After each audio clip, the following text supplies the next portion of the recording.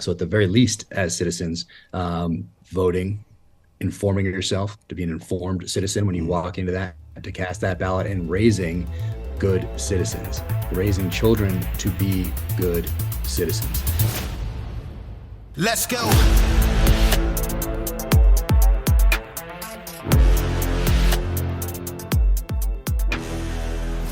Welcome to Citizen. We've got a special guest today, Mr. Jack Carr, former Navy SEAL, author, executive producer, actor, so on, right? You got a lot of stuff going on now. A lot of stuff going on. Yeah, the actor thing, I didn't have to do too much. Didn't have to, it wasn't a big stretch to play a former operator slash assassin contractor type Mm. guy and getting a shoot out with Chris Pratt. But I did have to tell him that if this was real life, it would have gone down a little bit differently. Just had to make sure to keep him, just got to keep him humble. Yeah, you can't let Chris get one up on you like that, for sure. No, no, no.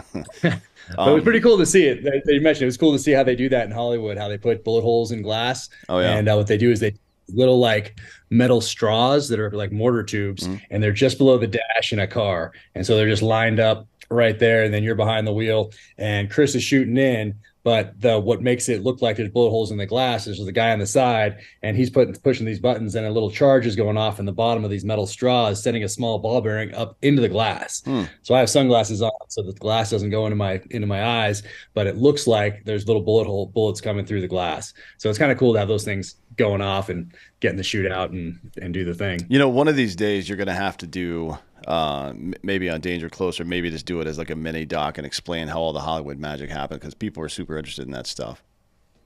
Yeah, it's pretty cool. I mean, of course, there's there's not a lot of green screen stuff in Terminal S, but Mm. like background. And now I notice it in movies. Like, you're like, how did they do that? How did they make the Yeah, mountains in the yeah, background like that, from the 1800s? Aren't there houses there? And, the digital effects is amazing, but still the stuntmen, I mean, they wouldn't let me do the stunt. They had car crash. And I thought I can, get a little car crash, no big deal.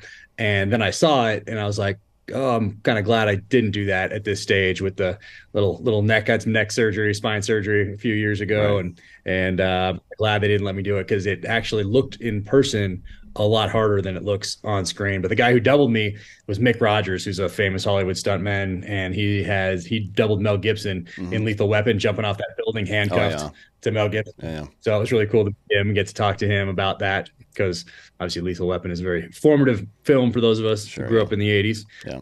But yeah, the Hollywood magic stuff is it's pretty fun. Well, I mean, that must be quite the treat for you, because you're kind of a nerd in those regards. Like, you geek out on that stuff, and now you got inside access to it. Does it, I'm sure sometimes you just got to sit on your hands and keep your mouth shut because you got work to do. But when you got a little free time, it's like, hey, tell me some stuff, because I really want to know.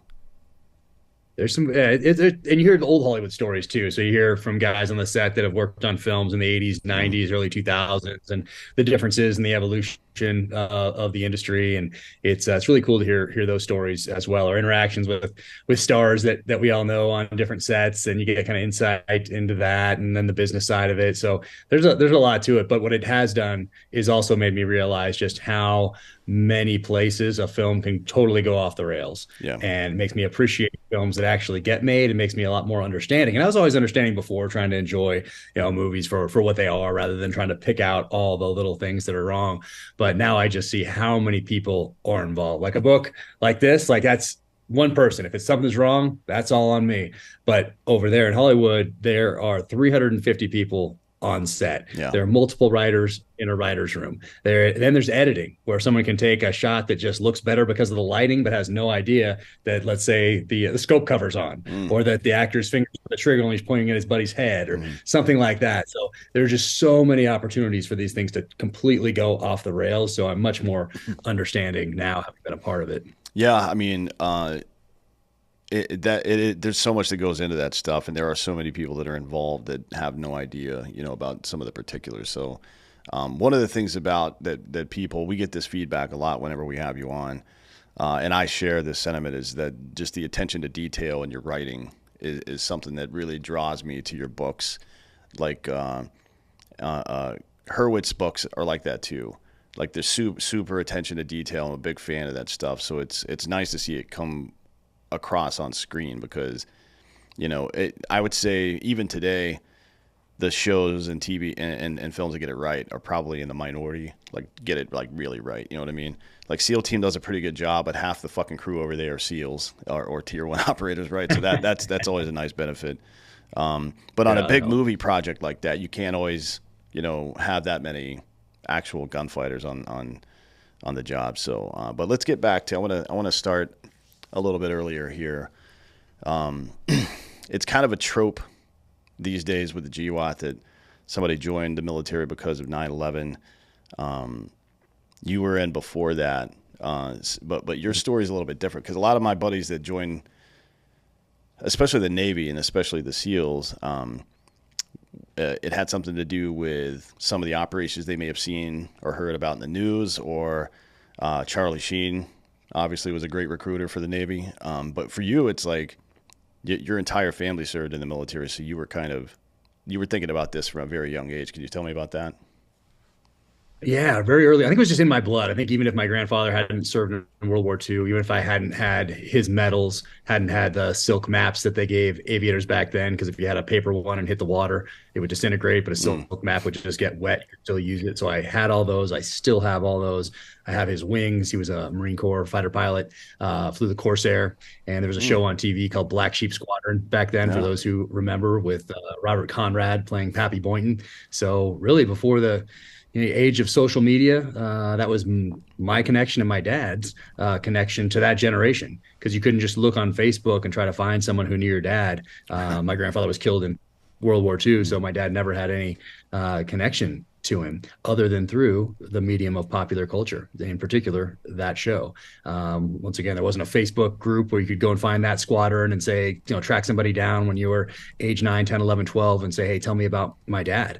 That just didn't exist unless someone wrote a letter to you specifically, which is one of the reasons that in 2000, when my best friends burned in parachuting, and so I wrote a letter to his son, who was just 1 year old at the time, so about the same age my dad was when his father died. So I wanted him to have a letter written by me in 2000 with memories that were current. Yeah, yeah. And so I did that because my dad didn't have those types of letters. So so even without all that, I think I would have.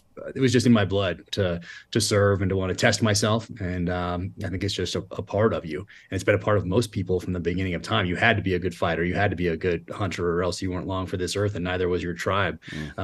So I think it was just in my blood, but found out about SEALs through a movie called, once again, popular culture, through a movie called The Frogman. And for those who grew up in the 70s and 80s, you'll remember that before remote controls, us kids were the remote controls. And so there was 3 channels and 1 outlier. There was ABC, CBS, NBC, and then this 1 outlier channel that on Sundays was always playing a war movie. So as my dad was watching football, commercial would come up, he'd look at his watch, and I'd run up to the TV and turn it to that outlier channel to watch a war movie for 2 minutes, and then he'd look at his, keep looking at his watch and tell me to turn it back to football, and we'd watch football till the next commercial. But one of those was The Frogmen. And so I asked my dad, hey, who are these guys? I see these guys in an old black and white film. They're coming up out of the water. They're placing explosives on obstacles on beaches. And I asked my dad who they were, and he said, those are frogmen. And I said, well, what's that? Started pestering him, and he said, ask your mother. So I went to my mom, and she was a librarian, still is, and went down to the local library and started doing some research. And this is early 80s, so there's not much written about special operations back then. Very little written about SEALs. But what I found out from that trip was that the training was touted anyway as some of the toughest ever devised by a modern military, and that they were some of the most elite special operators in the world. So from age 7 on, I was on that path. So that was about a decade before Charlie Sheen started his recruitment efforts. And ever since then, the more books started coming out, whether it was by SF guys from Vietnam or SEALs from Vietnam.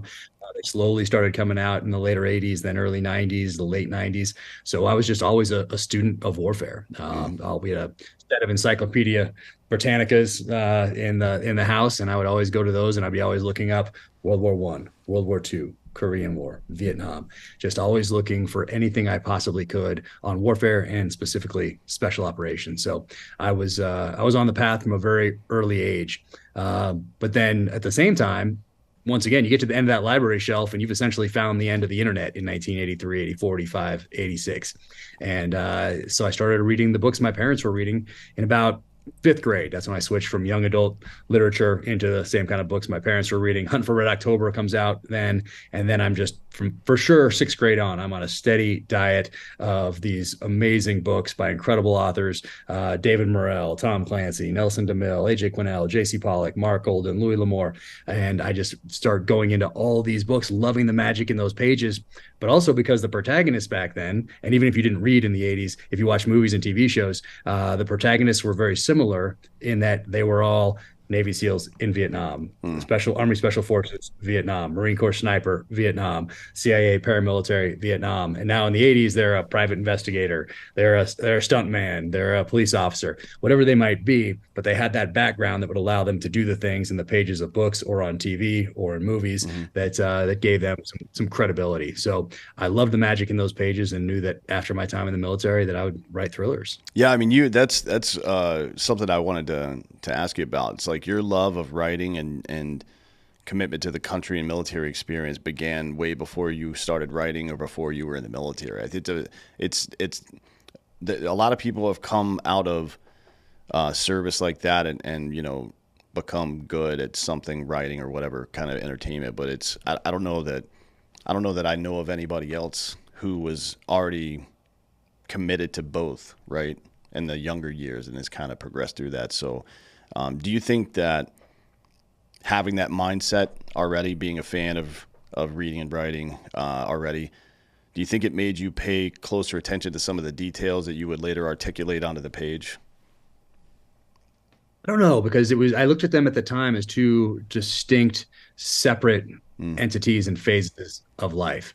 I didn't think I would do one in order to make me better at the other. I Sure. just came at the writing fan perspective from just reading, and then the military side of the house, just studying warfare, wanting to be the best operator I could possibly be. That's what I thought that I owed the guys, owed my country, owed the mission, owed the families of those that I was taking downrange. So I've never stopped studying warfare. I'm a student, whether it's of warfare, whether it's of writing thrillers, whether it's screenwriting, whatever I'm doing, I always approach it from the perspective of a student. I don't think that'll ever change. It's been a lot of years now, as the white in the beard will tell you. Yeah. So I've always approached things like that, and that's just who I am. So I don't think it maybe paid closer attention, but as I'm just always interested in the details. The details matter to me when you're building a foundation on anything. It has to be a solid foundation on which to build. So those details matter, not just in my writing, but in life in general. So it'd be better to say that the thing that made you good at the one made you good at the other as well, right? That's probably safe to say. That's exactly it. I didn't realize how personal. Like I always knew that as I started to get out, let's say, made the decision to get out after I got back from my last Iraq deployment. So let's say I really made the decision, let's say 2012, 2011, so 2012, somewhere in there. So still had a couple of years left, but at this point, I'm not taking guys down range anymore. I'm the operations officer at BUDS, which is our SEAL Training Command. And that thing has been around in one way, shape, or form essentially since World War II. So that's a nice way of saying you have some time on your hands. Like it's push-ups, it's sit-ups, it's runs, it's swims, and that sort of thing. Yeah. And the phase instructors each have an officer and a master chief, so they're good. They're good to go. So started writing in let's see, probably December of 2014. I want to say I wrote the first words, and up until that point, I didn't realize. I thought I'd get the details right of sniper weapon systems and whatever else, and if I didn't know something about a helicopter or an aircraft, I could, I knew who to reach out to ask, that sort of thing. But I didn't realize how personal it was going to be until I started writing those first words. And those first few sentences, it became very obvious that this was going to be a much more personal writing experience than I anticipated at the outset. Meaning, I'm going back to memories of Iraq and Afghanistan and remembering what it felt like to be ambushed in Baghdad in 2006, and then taking those feelings and emotions and applying them to a completely fictional narrative. So if my character James Reese gets ambushed in Los Angeles, California, as part of this made-up story, well, I remember what it felt like to get ambushed in Baghdad, and I can take those feelings and apply them to the story. So even though it's all made up, it's a fictional narrative, the feelings and emotions are real. And I think that stood out to Simon and Schuster when they read it, because they read thousands of these things each year, and to readers as well. Yeah. Yeah. I mean, it's it definitely rings true. I mean, I think that's probably aside. You're a good writer. The plot's great. Fucking everything's really good about it. But I think the how true it rings is probably what made it as popular as it is amongst actual military veterans. Back to your story though, you got so you enlisted originally in the Navy, right? Yep, yep. Part of that, all that research I did growing up, pointed me towards the enlisted side of the house for Mm-hmm. sure. I wanted to be a sniper, and I knew that officers aren't snipers typically. So I was on that path, and I wanted to to learn the trade and Mm-hmm. establish a reputation, and then decide if I wanted to be an officer or not. So yeah, I came in enlisted. Definitely wanted to be a sniper. Went to sniper school in 2000, and so yeah, it was good for me. It was the right path. Mm-hmm. Not saying it's the right way for everybody to go, but it was the right path for me. And what made you decide to become an officer? Was that something that the teams approached you about, or was that something that you wanted to do? Yeah, I was approached on that, fairly early on for whatever reasons, but yeah, man, I made that decision before September 11th. So let's say September 11th had happened in January of 2001. I hadn't yet committed to go to OCS, and so I probably would have stayed enlisted at that point, just knowing that you're going to be getting after it on the enlisted side of the house at the tactical level for a lot longer than you will be as an officer. But I made the decision before September 11th, so it was already committed. And as it turned out, I got probably as fortunate as one could get as an officer, meaning I went to 3 months of OCS where you do everything you do in boot camp, but you get yelled at by a Marine instead of somebody in the Navy, and you're making your bed, you're folding T-shirts, all those things that make great leaders. And then right back to the SEAL teams. And as soon as I landed, I hadn't been out of the teams for just a couple of months, just to go to OCS and fold those T-shirts. Mm-hmm. And so they threw me right into the fight, right into Afghanistan. Went down range with one of our top tier units, and just to support, and ended up just getting thrown essentially in the train, which was amazing. So I got to learn a lot early on, and take those lessons back to my SEAL team, and then go to first Haiti when that kicked off. Mm-hmm. So it was interesting to go down there with Army, with SF, Charlie 3rd of the 7th down there. I got to be a liaison with them, which meant I just was essentially along for the ride.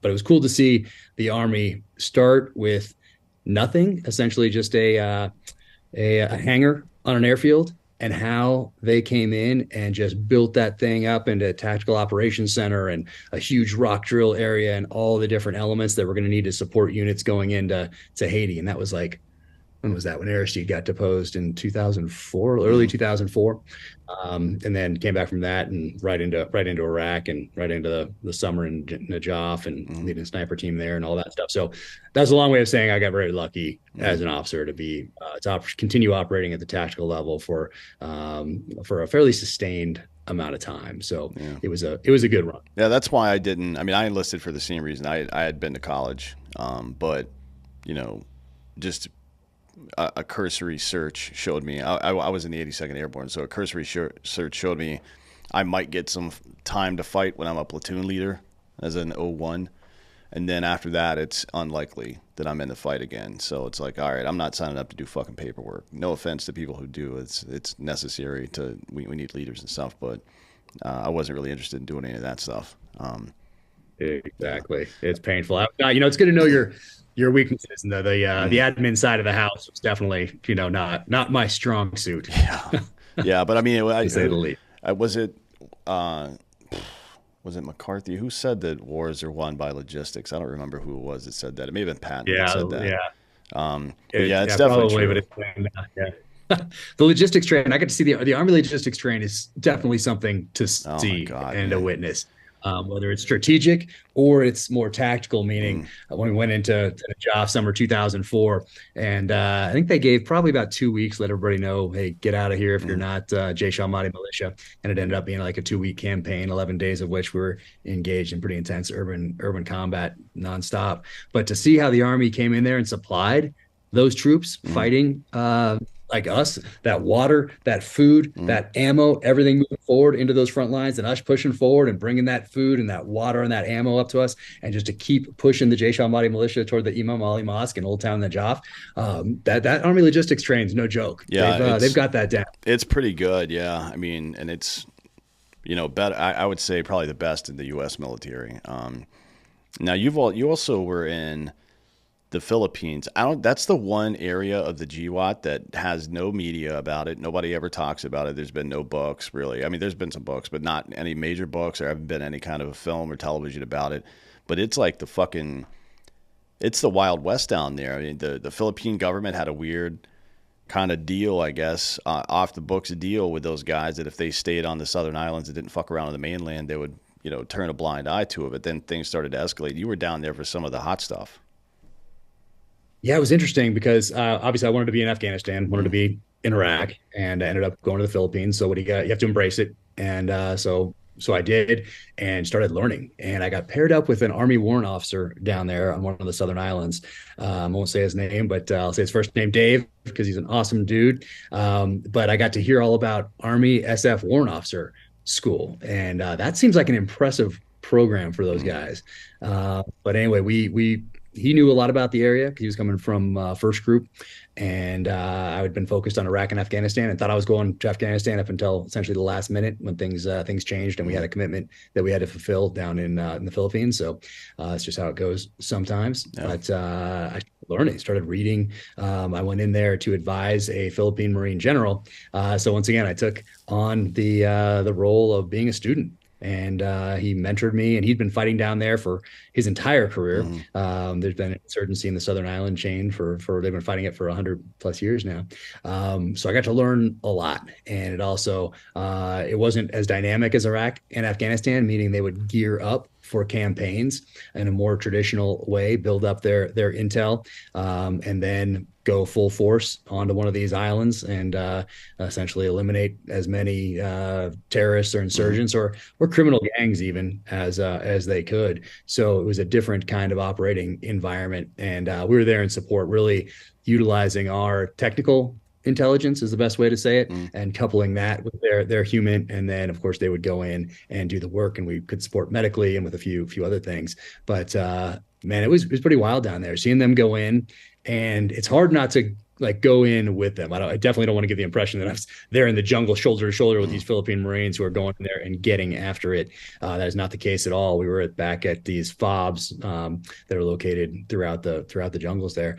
But to see them go in, do that, and then see these guys coming out just bodies lined up of them just getting whacked, getting ambushed, and still being in the fight, and us supporting the best way we could, and then carrying those guys to helos and getting them out for the ones that were wounded for medical. It was pretty wild down mm. there, and you're right, not much has been written about it. And I haven't stayed as up to date on it. Maybe I'll do a book down there at some point that talks a little more about it and allows me to get more up to date with what's happened since I was there in 2009. But yeah, it's been a dynamic environment for 100+ years. So as we both know, it's when you go after an insurgency, it's you can degrade it, dismantle it, but it's more difficult to completely destroy it. So they've been Yeah. dealing with that for a while. Yeah, and I think I assume they still are. I mean, I think our major campaign ended in 2017, but I highly doubt that, Al Qaeda, ISIS, whomever it is, left. Abu Sayyaf is who technically it is, but I mean,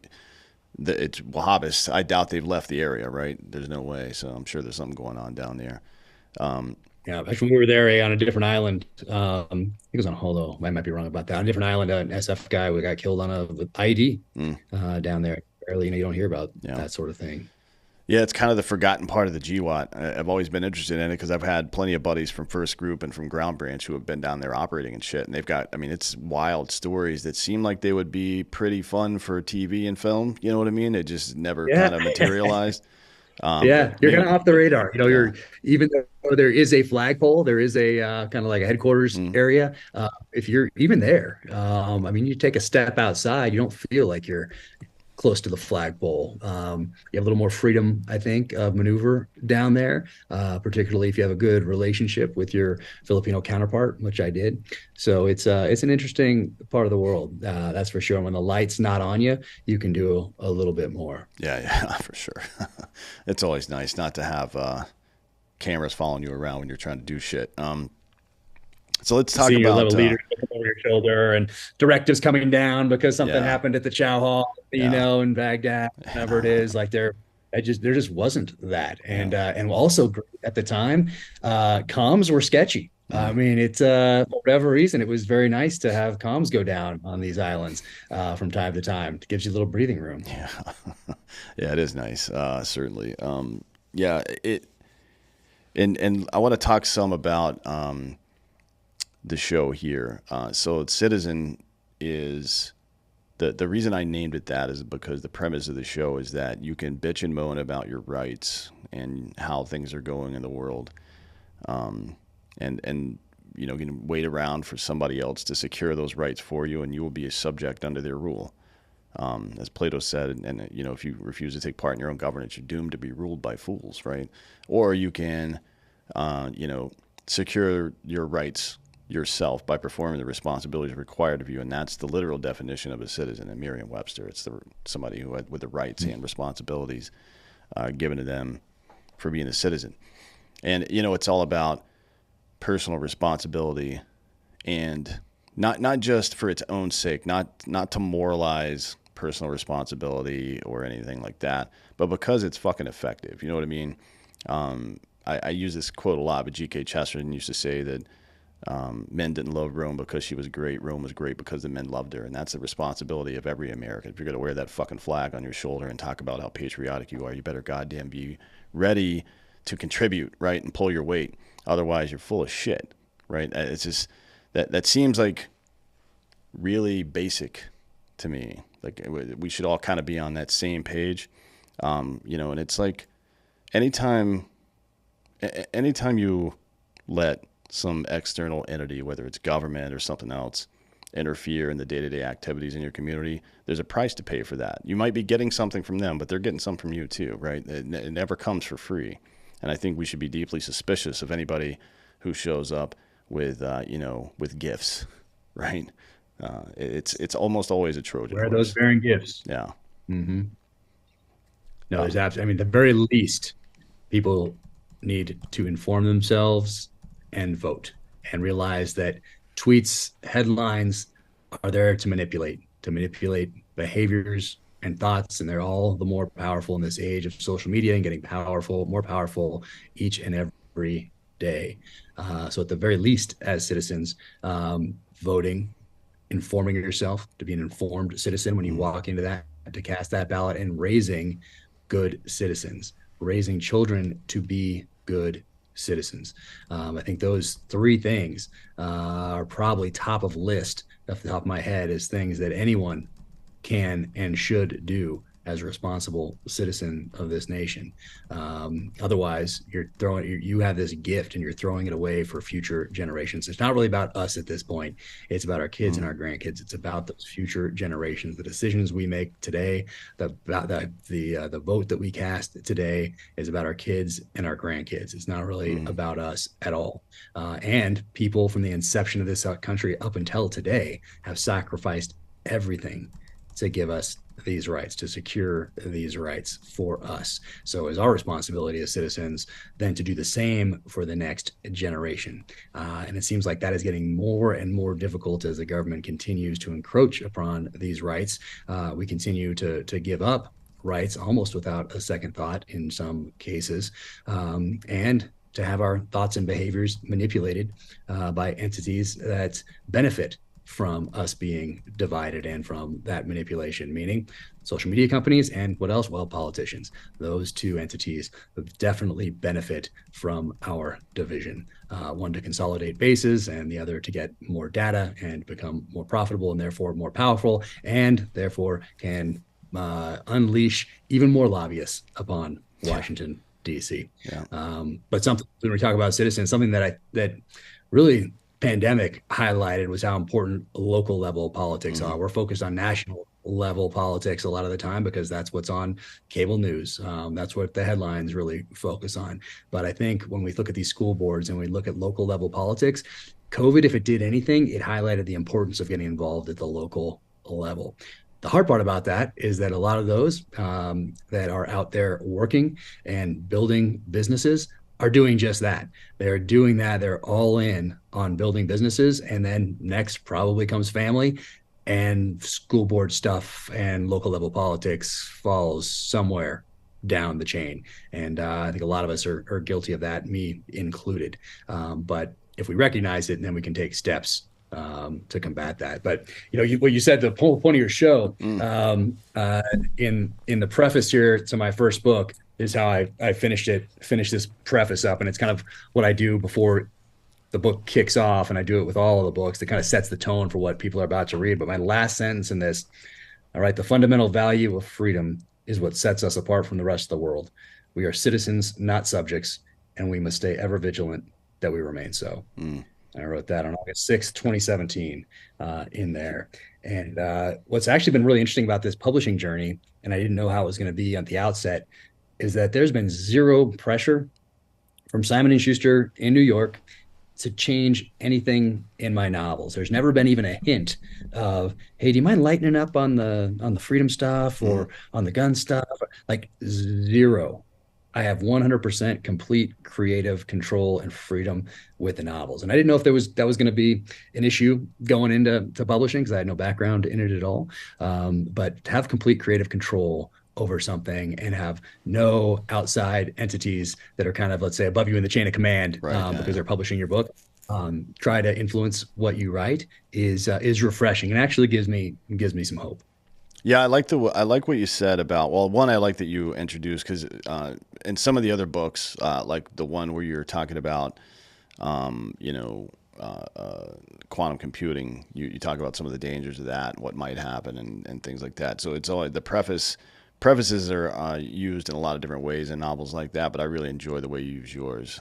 Back to what you were saying about, I guess the least you can do in as a citizen, to be informed, you know what I mean, and then take some pretty basic steps, especially at the local level. We talk a lot about our failed and untrustworthy institutions, and then about propaganda. I mean, we're seeing a lot of it right now from over the last 18 months, especially. It's been fucking wild, and now there's more of it coming.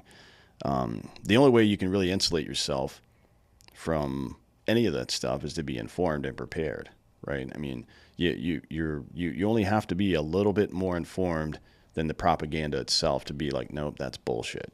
You know what I mean? It's not that much effort, to be honest, to do that stuff, and you can remain politely skeptical about things as well.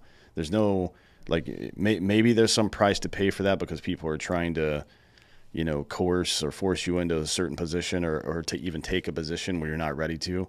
But, polite skepticism is always a very useful tool in your tool belt. And then, the next thing you got into about how this is all for the next generation. You're cut every step you take in your life. You're cutting a path, right? And the path is going to be taken by the people that follow after you as well, not just your kids and your family, but other people. And that's kind of the way I want to get your thoughts on this, because it's kind of the way life used to be. A man would turn 18, figure out a career, find a wife, have some kids, and then the purpose of your life became to, provide and protect. But downstream, it became, I'm going to give my kids a better life than what I had, right? Now, we had pretty good lives. Mine and your generation, we had pretty good lives. And I don't know that we knew what it meant to give our kids a better life than what we had. You know what I mean? Like, a lot of us were latchkeys, so maybe more time at home would have been the answer, right? More time actually spent with your family. Maybe.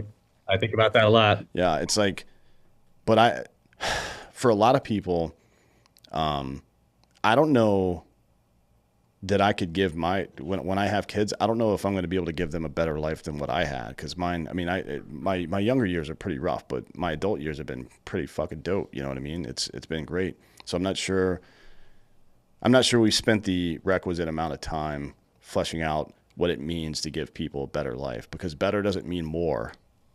I think we Correct. made that mistake. I think we made the mistake of thinking better means more, and now we're in a fucking particular bind because of it. Yeah, no, I agree completely. And I think better might just mean opportunity, but not just opportunity. I think it means also appreciating that opportunity and realizing what was sacrificed so that you can have that opportunity or those opportunities. And you said something interesting about staying skeptical, polite skepticism. And yeah, I think there's a difference between being skeptical and cynical. So a little bit of skepticism, very healthy, I think. Mhm. So there's a difference between those two things. So remaining semi-skeptical, politely skeptical will serve you well, I believe. But also going back in the pages of history. So in order to give current events context, it's not just about studying and being informed on what's happening now. I think it's about going back into the pages of history so that you have a foundation from which to understand the present. And I think that gets lost a lot, especially now with so many distractions out there, so many competing distractions out there. We're seeing it with our kids. I note it myself, being involved on social media to engage with people and thank them for following along, listening to the podcast, watching the show on TV, reading the books. There are just so many distractions out there that keep you from opening that book on history, which will give you a better foundation from which to make decisions going forward and understanding the current climate, a current issue. But really, going back into those pages on a certain issue is the first step, because that's really where you can establish an understanding of why, and in this case, why we have the freedoms that we do, how fortunate we are that we have these freedoms, even though they're being encroached upon, and even though they might not be what they were 50 years ago, we still have them, and we can still fight for them. But understanding where they came from and why we have them, and also understanding that these things are natural rights. If you got dropped here out of nowhere and had no context about where you were, what you were doing, and you're attacked by, let's say, 8 people, you know enough to defend that gift of life. That means that's a natural thing. And that's within each and every one of us. It may be suppressed in a lot of people, particularly in New York and Los Angeles. Well, come on, that wasn't very nice. But it's true. It's true. It might be suppressed in a lot of us because of a lot of outside influences, perhaps, but it's still there. And protecting that gift of life, which naturally then translates on as a citizen and as a husband and father, protecting your spouse and your children. That's a very natural thing. And we're very lucky to have that enshrined in founding documents that still need to be fought for. Yeah. I don't know if you've certainly, history is, man, we just don't know it anymore. And it's so important too. There's an author, Tim Wu, I don't know if you're familiar with him, but he wrote this book called The Attention Merchants. And he details how the early political campaigns in the late 19th and early 20th century that used media, print media, and then the radio later on. All the strategy that they used for their marketing, for their campaign marketing, was taken from middle and late 19th century snake oil salesmen. They used the same kind of they focused on buzzwords and things like that. They focused on giving people nicknames, like your opponent nicknames that are kind of negative, just to reinforce constantly that negativity in their head associated with that guy. He does a really good job of laying out how the pathway from the snake oil salesman, and then early 20th century politicians used it in their campaign marketing. And then later in the 30s, 40s, and 50s, Mad Men, Madison Avenue, used it it became modern American advertising, right? So this stuff, we like to think of propaganda and fake news and blah, blah, blah, all that shit like it's some kind of new thing. It's like, no, this shit's always been going on. It's just a matter of what kind of modality is being used to communicate the fucking bullshit. But propaganda is not new. It's a really interesting book. And then he wrote a follow-up what's it called again? book. It's called The Attention Merchants. And then he wrote a follow-up book. Hold on, let me see. Let me get the name right. Make sure I don't fuck it up. I'm ordering that as soon as we're off the podcast. Yeah, it's really good. It's really good. You'll probably. I can't say that I'm shocked. No. Definitely not shocked. No, I'm sorry. Let's see. Where is it? Oh no, I'm sorry. That was the follow-up book. The first book that he wrote on this was called The Master Switch, and it's how information tech over the years, whether it be writing and distribution, or then the printing press, and then radio, then TV, and so on, then the internet, has always been weaponized by governments, basically. Yeah. Like anything that's made for any kind of communicative modality, they just snatch it up and try to weaponize it immediately. So a couple of really good books. The Attention Merchants, especially though, is it's like if you read that book, you can see exactly how people are being programmed now to think a certain way. And that's why, you know, to your point from before, we may be more susceptible to propaganda now than ever, which is interesting, right? Because we've got more information now as well. Mm-hmm. You as a human being have the ability to inform yourself better than you ever have before, and yet we're still more susceptible now to propaganda than we ever have been. Yeah, these platforms are tools just like a hammer, just like anything else. You can use it for good, for evil, for different purposes, nefarious and otherwise. There's a lot of good to it as well. But like what we're doing right now, obviously wouldn't be able to do it without these platforms. Yeah. But going back to something you said earlier about being a latchkey kid, like I look back on that fondly. I was a latchkey kid as well. Coming home, actually, finding where that key was. I have a great memory of where it was on a nail and reaching behind and grabbing it, letting myself in all alone at age 7, 6, maybe for sure, 7, 8, 9, 10. And guess what? There wasn't. Well, there wasn't this device that I had that was trying to manipulate me. I had whatever magazines my parents had lying around, whatever books my parents had there at the house. I had very fortunate to have a house and a backyard where I could climb trees and put up ropes and a little tree fort that I could do pull-ups on as I got older, and not even that old. Watching Rocky very early in life, started those pull-ups very early on. So I have very fond memories of that, but there wasn't much that was manipulating you from the outside. Right. And that's obviously very different today. So it's a tough thing. My wife and I talk about it all the time, and as it pertains to our kids, particularly our youngest. Our oldest just skirted it. She's 18, and so she just kind of missed. Like it was there, but for some reason she was on the outside of that bubble. Like she had some things, she was aware of it, but she was also aware of what it was trying to do. Man, our 13-year-old, he is in it. He is in it. And it's a tough thing as a parent to try to figure out. Yeah, I mean, how do you handle that? Because it's kind of a fucking tornado, to be honest. Like it's like you don't want them to be a Luddite. I want my kids to be able to understand tech and be able to leverage it, to do good things in the world and better themselves.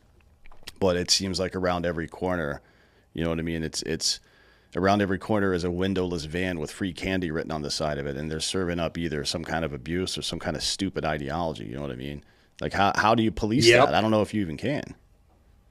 Yeah, and we have the technical means to control it and watch what's going on and that sort of thing, set time limits and all that sort of a thing. But that's the way they communicate with friends. So it's extremely difficult. But we put in place what we can. We try to talk about it. Of course, he's sick of hearing it. But the danger is just to make him aware of what's going on, make aware that anything that he does or any outside influence is manipulating, and just to be aware of that going in. But if it's not the phone, guess what? On that Xbox or whatever else is going on, that's it connected, and there's influences coming through that. It's extremely difficult. So just like any parent, I think we're just trying to do the best we can. Yeah, I like the one phrase from The Coddling of the American Mind that I really appreciated was, don't prepare the road for your children, prepare your children for the road. Like you can't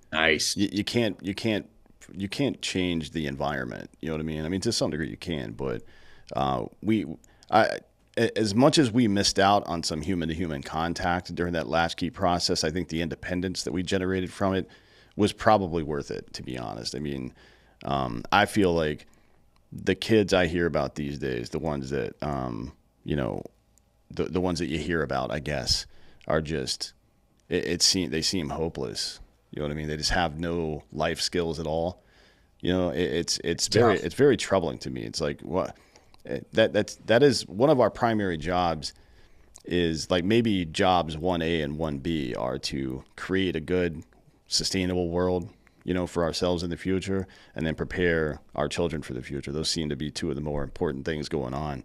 And it seems like we don't prioritize those things at all anymore. Yeah, no, I remember coming home and I had a pellet gun. And so I'd set up an obstacle course and I had the pellet gun, but first I'd run sprints on the hill, come down, shoot that pellet gun, drop it, run to rope hanging off a tree, climb that a couple times, drop down, climb up onto the roof, send a few arrows down into a hay bale. And so it run to the chimney. I put a rope around the chimney and set up a rappel thing. Oh yeah. That's some rappelling off our, no one around. Like if I'd gone down, no one was going to be there till that was, let's say at 3 o'clock. No one was going to be there till like 6:30. Yeah. And they would just find a heap at the bottom of the chimney on the outside of the house. So, but that was interesting. I mean, there was risk involved, and you had to be creative, and you're trying to better yourself. So it was, and it was preparing for the future. So and when I got tired of that, guess what was inside? A book. So I really look back fondly on those times that I was left alone to my own devices to figure things out. Yeah, I had something similar in my backyard. So we had a rope, thick climbing rope tied from between two trees that we would, skirt along, and then we had a climbing rope hanging out of a tree house we built. Now, looking back on it, I was like, at the time I was like, man, that's like 30, 40 feet up there. And when I think about it now, I'm like, that's like 15 feet maybe, right? It's not that tall, but those were good times just playing Army in the backyard. Exactly. With to no, that. And the imagination side of it. There's a lot to, especially, there's a lot to learning how to entertain yourself in a productive way, but also just having time to daydream. And I think there's a lot, especially as a writer, being able to quietly daydream and think things through and think up scenarios and think how you'd solve problems, just made up problems, I think is valuable. And you had to do that because there wasn't this constant input of from the outside. There wasn't constant entertainment, and that's lost a lot today unless you force it on your kid, in which case they're probably just jonesing for that phone again. They're just thinking about getting it back. But having to solve problems like that creatively, aggressively sometimes, that are just made up in your head, I think is extremely valuable, particularly probably in life, but especially as a writer. But if you have constant input from the outside, you're not doing that right as a kid days. So yeah, man, it's tough, but I try to stay hopeful. Somebody was telling me not too long last year, let's say 8 months ago. He said, you have to stay positive because otherwise you can't manifest that future for your kids, for the next generation. So I thought a lot about that since he told me that. And it was on a podcast actually. Yeah. And I was like, that's interesting. So staying positive to manifest that future for your kids is something he passed on, and I thought was valuable. Well, yeah, I mean, it's you can, again, back to the point of the show, you can bitch and moan about how things are, you can do something, you know what I mean? I think, there's good data now to show that our memories and our level of creativity are getting worse because we're not using them anymore. Not just how our memory, like we're selectively breeding our own brains at this point. You know what I mean? We're selectively breeding neurons to expect immediate satisfaction of whatever it can, right?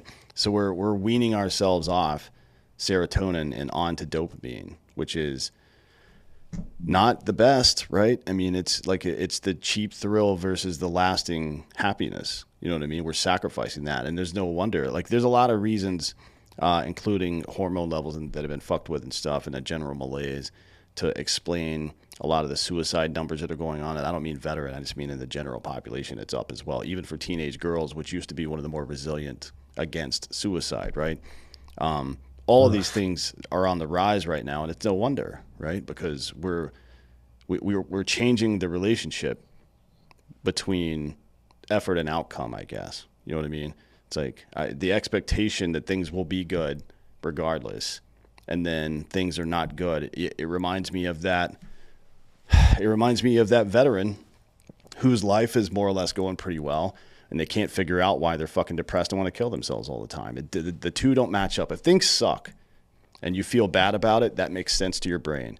If things are going pretty well and you fucking hate your life, then, it's like, what do you do then? You know what I mean? It's like, damn, everything's good and I still feel like this. There's no hope anymore. You know what I mean? And we're creating a fucking hopeless society at this point.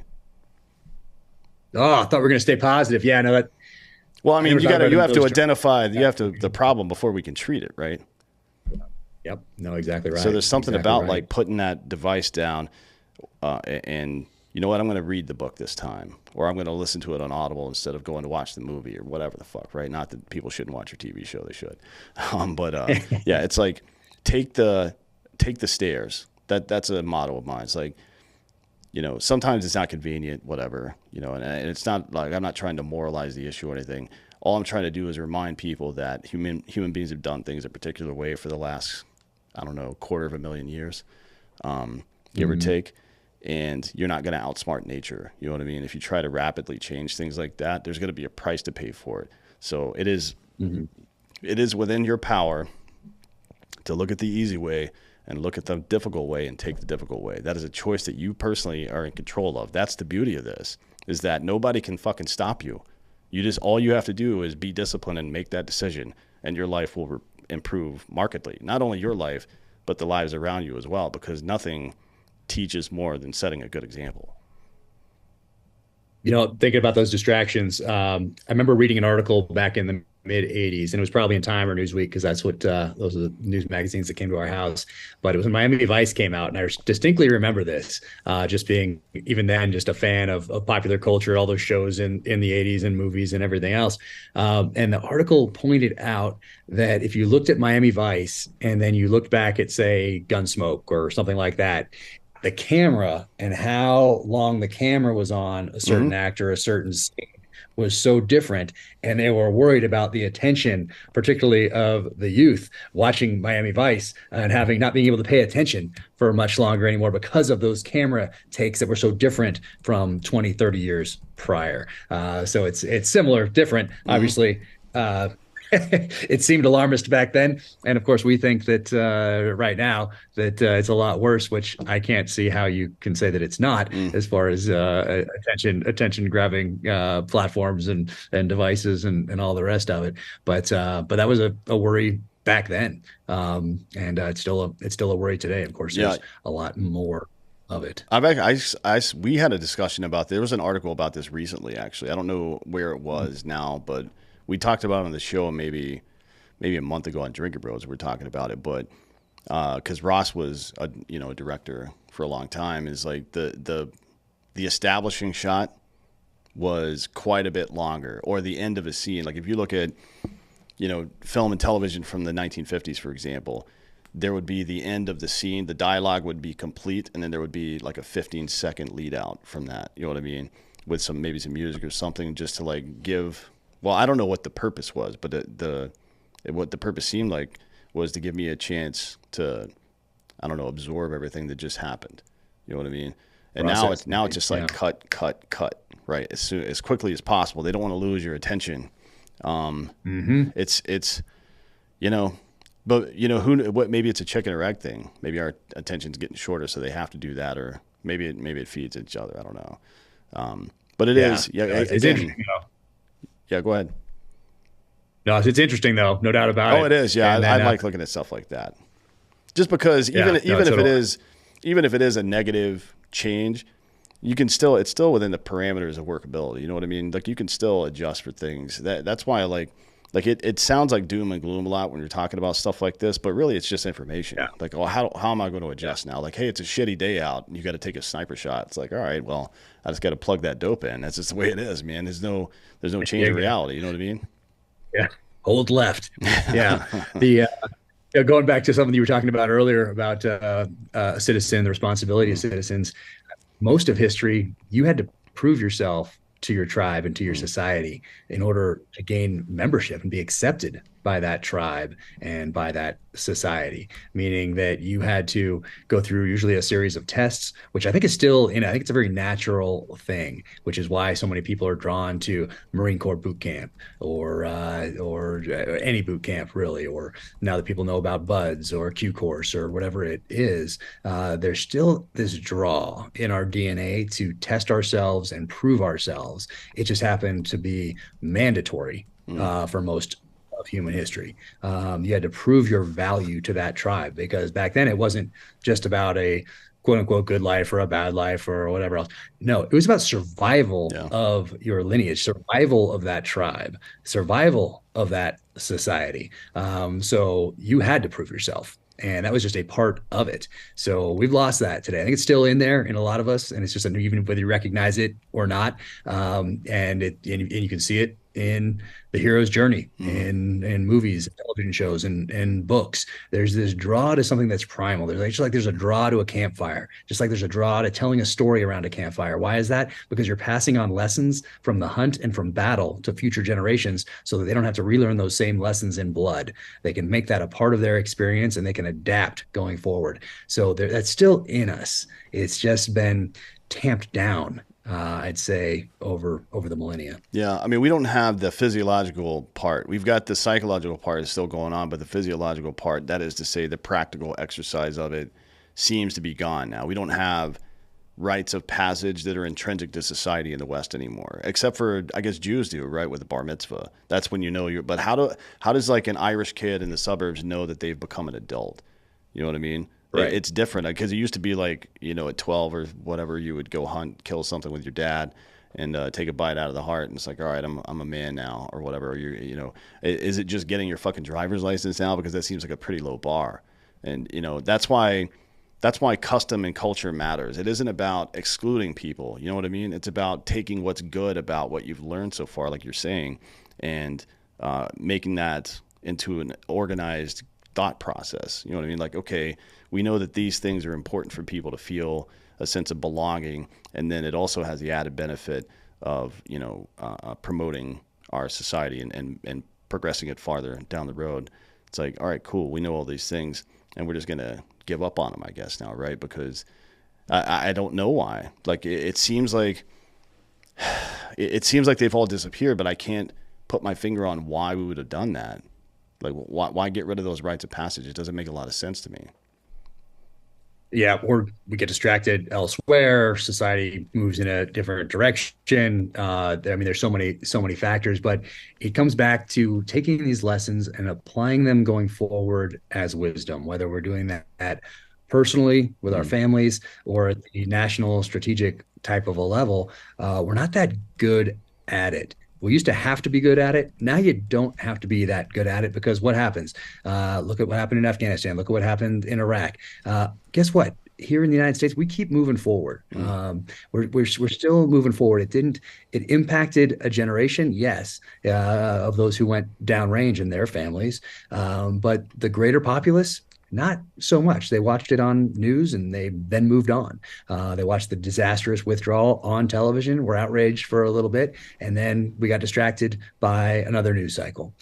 We got manipulated into watching other things, being concerned about other things. So, will we take those lessons from Afghanistan, let's say in particular, and apply those lessons going forward as wisdom? I don't know.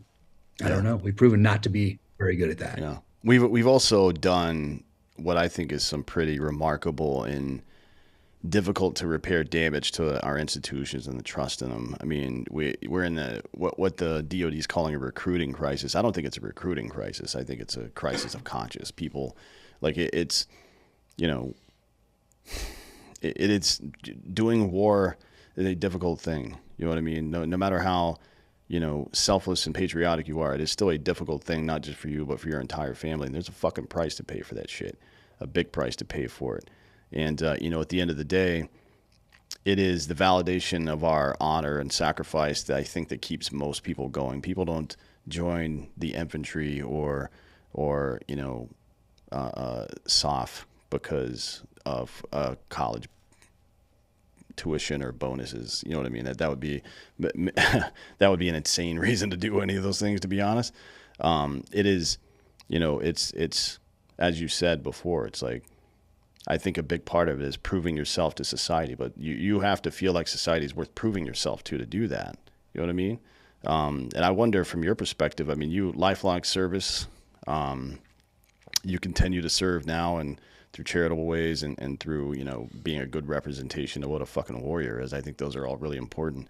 But what do you tell your kids? What would you tell your kid if she's 18 now, she wants to go join the military? What do you say? Because I frankly I would never let my kid join the military right now. Yeah, I mean, it's tough. And for her in particular, of all our kids, she'd be the one that that would be on that path. Mm. And I don't think it was because of, she grew up around. I mean, she's learning jujitsu from SEALs and from top class jujitsu players, and she's going to out to the desert to shoot with Navy SEAL snipers at age 7, 8, 9, 10. So she was around all that growing up. But even so, I don't think that really, because it was so natural, I don't think it really cemented, hey, this is something I need to do. It was just something Mm. that was, and there's other opportunities out there. But we went to Pearl Harbor, and we went there for the anniversary commemoration events, and we took veterans over there with the Best Defense Foundation. So Mm. she's sitting at tables with these guys who are 96, 97, 98, 99, 100, 101 years old, hearing stories about them in World War II. And that's different than me telling her about her grandfather or Right. about her watching a movie or reading a book. She's hearing it from this person who tells her how he walked out. He's passed away since, and this is only 2 years, 2.5 or 2 years ago. He walks out onto the runway, Ford Island. He watches these planes bank over these mountains, drop down, and strafe the runway. And those are the first shots at Pearl Harbor. And he dives into what was then a sewage ditch, shows us that ditch. It's just dry now. Says he gets up, he walks us, he shows us because they left the marks in the tarmac and in the hangars from the bullets back then. Walks, says he got up, ran to the edge of the shore, and looks down at battleship row, watches these planes bank these and drop down and drop the first torpedoes in Pearl Harbor. And he was a mechanic then, went on to become a pilot. He sunk a Japanese submarine in the Pacific, helped sink a Japanese aircraft carrier, and then went to the Med and sunk a Nazi submarine. So she's hearing all that Mm. from him. And that's just one. But then we went to Normandy, and she's on the beach at Normandy with a guy who's first out of his landing craft, and hearing the story about he's sitting in a Jeep on the beach. She's standing next to him. I'm taking pictures, trying not to interrupt. Mm. And he's telling her the story of him running across the beach at Normandy. So I think those things would inspire her to join the military because of the story she just got to hear from Yeah, that yeah. generation. Yeah. So if anything, I think it's that for her. But what I don't think I would encourage or discourage. It's a path. I'll inform best I can. I'll support the best I can, but the decisions will obviously be the kids. Sure. Yeah. Yeah. I mean, it kind of the relationship between the warrior and the risk involved. I always think of the old Spartan phrase, "Kalos Thanatos," which means a beautiful death, right? Like if you're in an impossible combat situation, you're looking for, you know, uh, a heroic confrontation worthy of the crown of life, I think is the phrase they used to use, something like that. It's like, and it also reminds me of something one of my first, well, actually my second commander in the 82nd used to say, because we would go out on operations and stuff, and we're all knuckleheads throwing rocks at each other like idiots. It's like, oh, we should name this operation fucking Dum Dum or whatever. It's like you should never name an operation anything that you wouldn't want to show up on your fucking epitaph. You know what I mean? Like don't be disrespectful to people who might fucking lose their lives in this. And that always stuck with me. And I think it drove home the point that I already kind of knew internally, but I never really articulated to myself that a big part of all of this is that the person doing the sacrifice has to know that the sacrifice is worthy, right? That it's noble, and we just don't have that feeling anymore. We've been lied to too often, and our patriotism and our selflessness has been leveraged against us too often. And I don't, in a confrontation like this, somebody's got to be the diplomat. Somebody has to make the move to be the bigger person. And I, frankly, as much as I want to hate and distrust all the institutions, part of me thinks that, it's going to be on people like us who have that service mentality to repair this stuff. And certainly we're not going to wait around for the government to fix anything, because they never do. Yeah, they don't have the greatest track record there. And speaking of track records, let's say you're a father, and you have a son or daughter who wants to join the military. They're a senior in high school, and you just watched the withdrawal from Afghanistan, and you're thinking, and you have no military experience. Let's say you've never read a book on strategy or tactics. You don't even have to watch the military film. No touch points with the military, but you can apply common sense to that. and what you saw and ask that question, this is this the best that the United States military could do with 20 years to prepare for it? And this is the best they could do. And I'm watching this right now. Maybe I'm not going to encourage my son or Mm, daughter to join the military if they're going to serve under people whose best efforts just played out in real time. And they had 20 years, not just to prepare, but of lessons that they could apply towards this mm, situation. And this is the best that they could do. And then you look and find, oh, wait a second, there's been no accountability. So those same people are going to be in charge, or the people behind them mm. are going to look up and see that there was no accountability and continue along the same paths, meaning not speaking truth to power because of what it's going to do to your quote unquote career. No one took their stars off their shoulders, dropped them on a desk, and walked out. Yeah. And they had very there. I think I heard someone had asked about that, and they said, well, they could do more being in there. Like, it would have been worse with it. Yeah. Okay. And now they're probably serving on the board of, whatever Oh yeah. company, Yeah. put defense company X in there, whatever it might be. So yeah, if you're applying common sense to these things as a citizen, and you know the importance of military service, you know the importance of testing yourselves, Mm. but you saw that happen. Are you going to encourage your son or daughter into that institution? Don't think so. Seems unlikely. Yeah, luckily there's a lot of ways to serve, and it isn't always the military. I mean, you can. What I recommend to people when they, because a lot of people ask me about this because they have kids or they are young people, 17, 18, 19 years old. They want to serve their country somehow. I'm like, I personally I wouldn't join, but if you want to do it, make smart decisions. But you can go become a sheriff as well, a sheriff's deputy. That's your boss is an elected person. You know what I mean? And sheriffs in America are one of the last lines of defense against tyranny, in my opinion. So like there's EMTs. There's all kinds of ways to serve a country. It doesn't just have to be the military. Now, you have we got to get out of here. But before we get out of here, you've got some more work coming. I know there's strikes going on for the production side of stuff, but you're getting back to writing and whatnot, and then you've got a couple of books you're working on as well. You want to tell me about those? Yep, working on James Reese 7 that comes out this May, and then my first nonfiction work that I'm working on with amazing guy. He's a Pulitzer Prize finalist, military historian, James Scott. He has 5 books out there, most on World War II, Yeah. and we're doing a book on the 1983 Beirut barracks bombing, 40th anniversary of which is coming up here on October 23rd. So the book will be out next fall, but there's a lot of declassified documents from the Reagan administration that allow you to go in, do the research, and find out what was going on behind the scenes Mm. that led up to that attack, who was advocating to put Marines ashore, who's advocating to keep them on ships in the Med. Of course, the embassy bombing in April of '83, which then led into October, Yeah. and really the opening shots of what we'd later come to call the War on Terror. So that's in there, and then the scripts for the Ben Edwards origin story starring Mm. Taylor Kitsch, and those are good. Like, we got 5 of them in before the writer strike. Now that the writer strike's over, we're back on those. They are solid scripts. I'm super fired up about that, and then that'll roll right into True Believer, which is the second book starring Chris Pratt, and then we'll just keep going from there. So it's super fun. Like I said, I'm a student. I'm really enjoying the screenwriting process. It's much more collaborative, obviously, but it's interesting learning something new every day. So a lot on the plate, and I thoroughly enjoy all of it, though. Yeah.